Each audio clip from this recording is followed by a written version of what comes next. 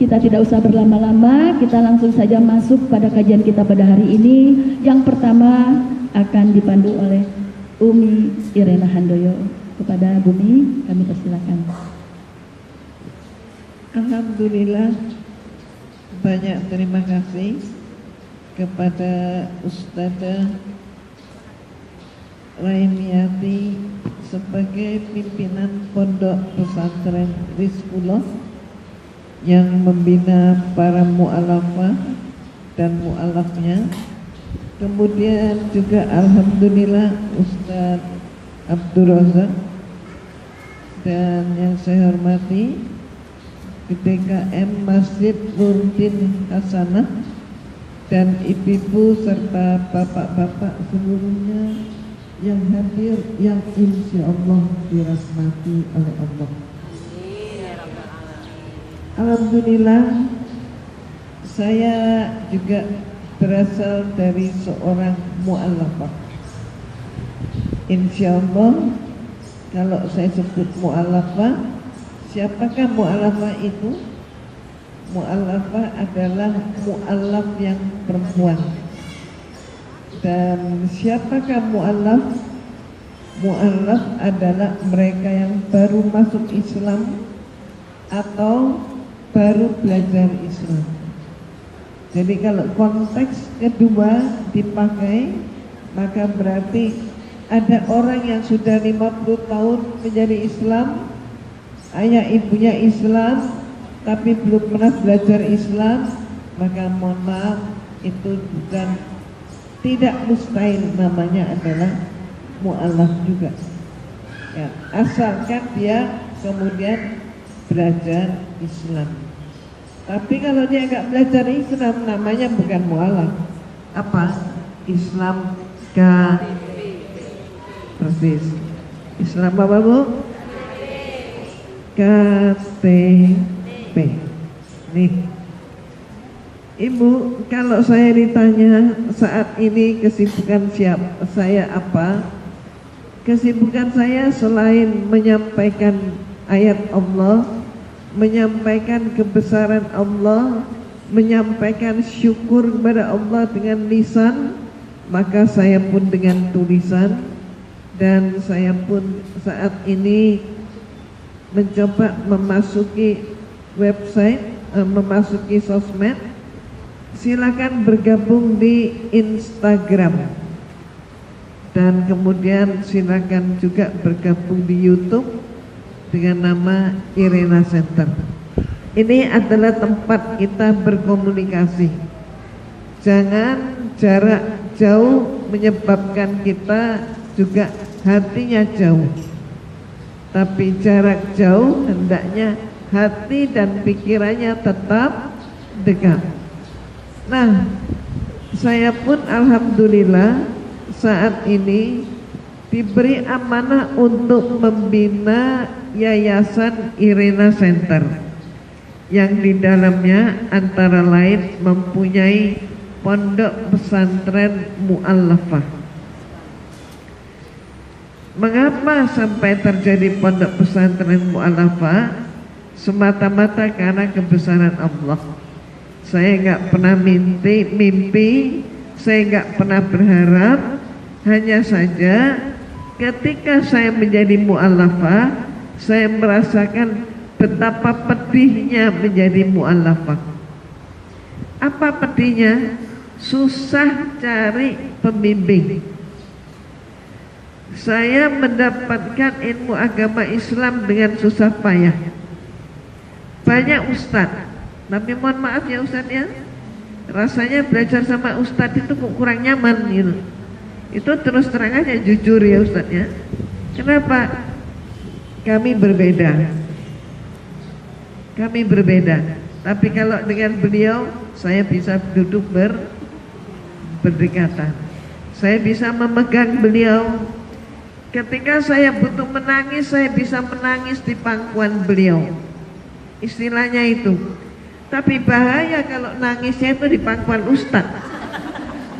Betul nggak? Betul nggak? Ustadz pinjam pundaknya, saya pengen nangis di pundak ustadz. Bisa nggak? Nggak bisa. Kalau saya nggak pakai dipersilakan, mohon maaf, saya nggak pakai bilang Ustadzah pinjam pundaknya, nggak perlu ngomong, langsung pundaknya dikasih, langsung kita berangkulan. Kalau sama Ustadz berangkulan gimana? Wah, ini dia. Maka mohon maaf ya Ustadz ya. Mohon maaf, terjadi macam-macam contoh. Ini yang harus kita hindari, jangan sampai terjadi penyimpangan dalam pergaulan.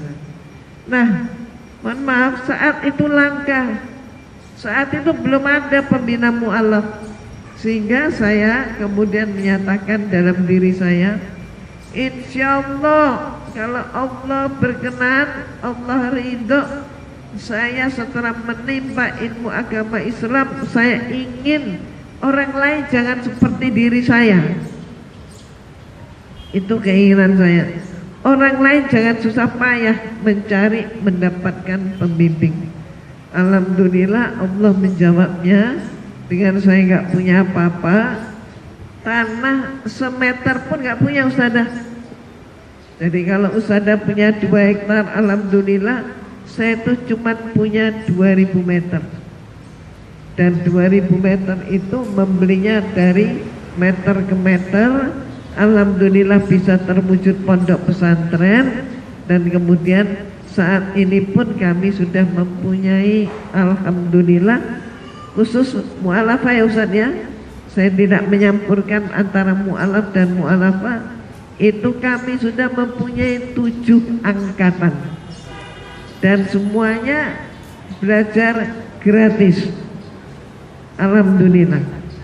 Dan apa yang harus kita ketahui, yang pertama kali menurut saya, pengalaman saya, untuk pertama kali saya ingin tahu Islam itu apa, hebatnya Islam itu di mana, kelebihannya Islam itu di mana dibanding dengan agama saya yang dahulu.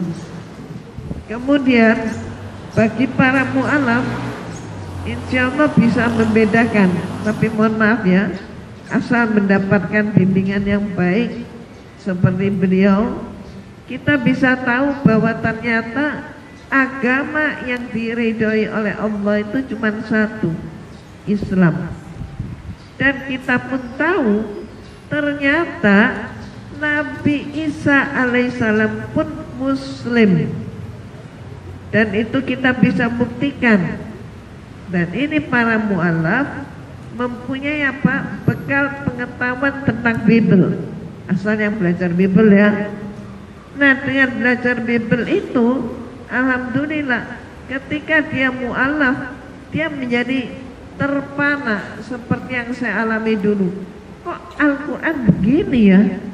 Ternyata ini benar, ini Al-Quran. Dan itulah pengalaman saya pertama ketika saya ditugaskan oleh dosen saya untuk saya diperbolehkan. Awal saya usul pater, saya ingin belajar Islam dari sumbernya, dan dijawab, silakan Anda pelajari Al-Quran, tapi jangan lupa cari kelemahan Islam dalam Al-Quran. Apa yang terjadi? Singkat kata, itu nanti ada semua dalam buku saya. Bukunya berjudul Waspadai Pemurtadan. Apa yang terjadi kemudian berikutnya, yang saya temukan pertama kali dengan susah payah, karena membukanya pun nggak tahu. Pertama karena hurufnya juga huruf hijaiyah, saya harus kembali lagi ke perpustakaan, tarik terjemah, ketemu terjemah, nggak ngerti bukanya dari mana. Akhirnya apa yang terjadi adalah saya buka mulai dari belakang. Ketika buka dari belakang, ketika membuka secara acak, yang saya temukan apa? Surat Al-Ikhlas. Lah, ini semata-mata petunjuk Allah. Kenapa kok surat Al-Ikhlas? Maka saat itu saya membaca dari terjemah. Kalau sekarang sudah bisa ya Bu ya? Ibu-ibu bangun tengah malam bisa kan? Qul huwallahu ahad, Allahu samad, lam yalid wa lam yulad wa lam yakul lahu kufuwan ahad. Loh, ini benar. Ini yang benar. Istilah saya, ini logik. Harusnya Tuhan itu begini. Tuhan itu cuma satu, berdiri sendiri, mandiri. Dia itu bukan makhluk. Mohon maaf. Maka dia nggak punya anak, nggak punya keturunan, juga nggak punya leluhur. Segala sesuatu bergantung pada dia, dan tidak ada yang menyerupai dia. Dan mohon maaf, Tuhan itu nggak sama dengan makhluk. Apanya? Nggak bisa kita indra. Ibu, satu-satunya Tuhan yang tidak bisa kita indra itu adalah ajaran Al-Quran. Coba saya mau tanya, ruangan ini ada udaranya nggak? Ibu bisa lihat nggak? Oh, karena ibu nggak bisa lihat maka nggak ada. Ini kesimpulan Barat. Ini kesimpulan mereka dengan agamanya. Mereka pikir Tuhan itu harus bisa diindra. Padahal yang bisa diindra itu hanya makhluk. Nah inilah kita, indra kita ini ternyata masih terbatas. Maka sampai hari ini demikian banyak ayat-ayat Al-Quran, mohon maaf, yang kita belum ngerti. Contoh soalnya apa? Contoh soal, satu aja contoh soal. Ustaz, ayat Allah yang menyatakan tidak kau perhatikan awan-awan itu bergerak seperti bergeraknya gunung. Itu surat apa Ustaz? An-Naml atau An-Nahl itu? An-Naml. An-Naml. Terus ibu bapak silakan nonton itu gunung. Gunung itu sejak saya kecil ya di situ, sampai sekarang di situ. Gunung nggak punya kaki, gunung nggak bisa berjalan. Al-Quran gak salah kali. Al-Quran salah mungkin nulisnya. Mungkin Tuhan salah berfirman. Ini pikiran orang-orang yang itu, yang bukan Kristen, mohon maaf, yang bukan Islam. Mereka non-Islam mikirnya begitu. Ternyata apa ibu? Ini kita gak cukup. Indra kita ini lah gak cukup. Apa yang terjadi? Ketika perang Teluk pertama, Iran terjadi, maka Arab Saudi membayar mahal pada Amerika untuk mengamankan wilayahnya. Maka dipasanglah satelit untuk mendeteksi semua detak kehidupan yang ada di Jazirah Arabia. Apa yang terjadi? Pegunungan Negev ternyata tiap tahun bergerak ke arah utara 3 inci. Tuh, Al-Quran sudah ngomong berabad ke-7. Manusia baru menemukan abad ke-20. Coba, kitab suci mana yang bisa menandingi ini? Dan kalau nanti kita berbahas, kita bisa berpanjang lebar ya Ustaz ya, suatu saat ya.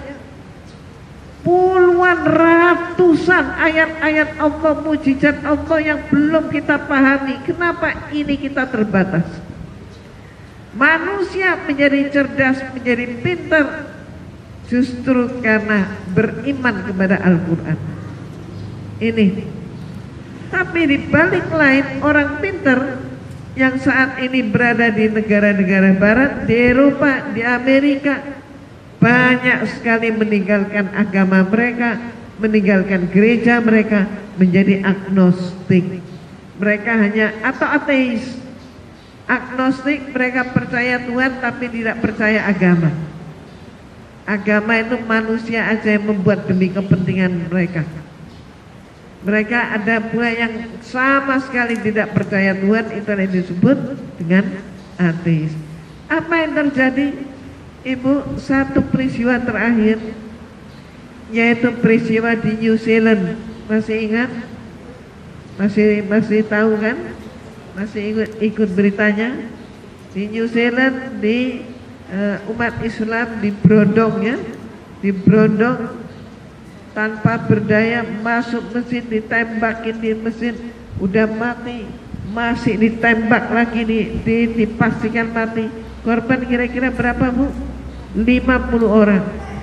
Tapi ternyata hari itu juga 350 orang di Eropa masuk Islam. Saat itu ketika belum terjadi penembakan, masjid hanya mengumandangkan azan di dalam. Tapi setelah penembakan, mereka justru orang-orang New Zealand mempersilakan, kumandangkan azan, kumandangkan azan. Maka azan dikumandangkan dan mereka temuan terpana semua terpana, semua yang bekerja berhenti bekerja, yang masak berhenti masak, yang ngasuh anak-anaknya digendong lari kemana? Pusat suara, yaitu ke mana? Ke masjid. Mereka kemudian melihat bagaimana orang sholat. Ada yang kemudian masih pakai celana pendek, masih pakai tank top. Mereka niru gerakan orang sholat. Ternyata apa? Mereka bilang, hati saya tentram dengan sholat. Walaupun tidak ngerti artinya, saya bisa merasakan tentram. Apalagi suara azan itu, apalagi suara orang ngaji, apa akibatnya? Secara massal mereka pun kemudian masuk Islam. Luar biasa. Memang Islam adalah agama untuk orang berpikir, dan mohon maaf, sebaliknya yang keluar dari Islam adalah orang, mohon maaf, yang perlu sembako. Inilah kesimpulan kita. Karena kebodohan mereka. Ada orang Islam, mohon maaf, dari kecil bapak ibunya Islam, anaknya nggak diajari Islam. Akhirnya apa? Anaknya bodoh Islam. Nah, anak yang bodoh Islam ini yang rawan murtad. Orang tuanya nggak ngajarin dia Islam. Atau kemudian orang tuanya ngajarin Islam, anaknya pacaran sama misionaris, sama orang-orang yang non-Islam. Akibatnya apa? Dia main buhul. Akhirnya apa? Dengan buhul itulah, dengan sihir itulah, anak orang Islam kemudian masuk ke dalam Kristen. Ini yang perlu kita pahami. Ini yang kita perlu teliti. Makanya benar, mu'alaf itu harus diru'yah dulu Ibu Ustadzah. Benar sekali Ustadzah. Hilangkan dia pertama, buat perjanjian bahwa dia sudah tidak membutuhkan mereka yang namanya tercantum dalam nama baptisnya. Dan mereka berikrar hanya mengabdikan diri kepada Allah Subhanahu wa ta'ala. Maka lepaslah ikatannya. Sebab apa? Baptis itu adalah pemberian materai untuk ruh mereka. Inilah yang harus kita hilangkan.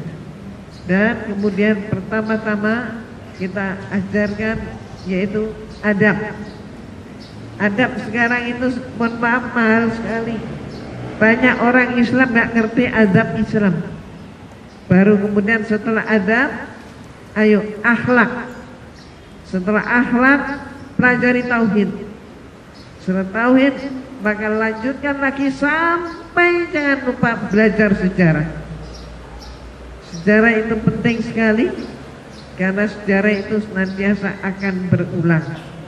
Kalau kita jatuh di tempat sama satu kali, kita orang ceroboh, kita dimaafkan. Tapi kalau kita jatuh kembali di tempat yang sama 2 kali, istilahnya orang apa Bu? Orang bodoh.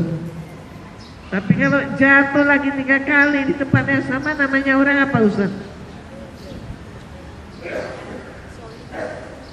Maaf, orang goblok ya, lebih kasar lagi ya. Nah Ibu, mudah-mudahan kita sharing lagi Ustaz ya. Mudah-mudahan itu dulu dari saya. Dan semoga harapan saya semua mu'alaf dan mu'alafah mampu hidup dalam Islam secara kafah, dan mereka adalah generasi-generasi penerus kita. Kita wajib membimbing mereka supaya mereka muslim dan muslimah yang kafah, insya Allah.